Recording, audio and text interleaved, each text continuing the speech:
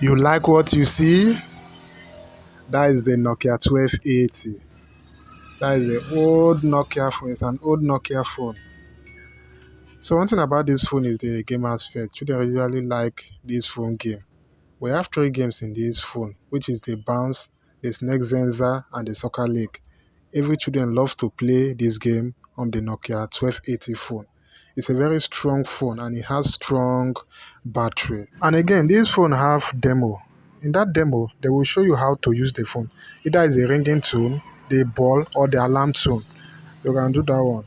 The phone have a small pin charging port. It usually uses one SIM card. It has a flashlight. The phone is very portable and smart to use, but it doesn't browse.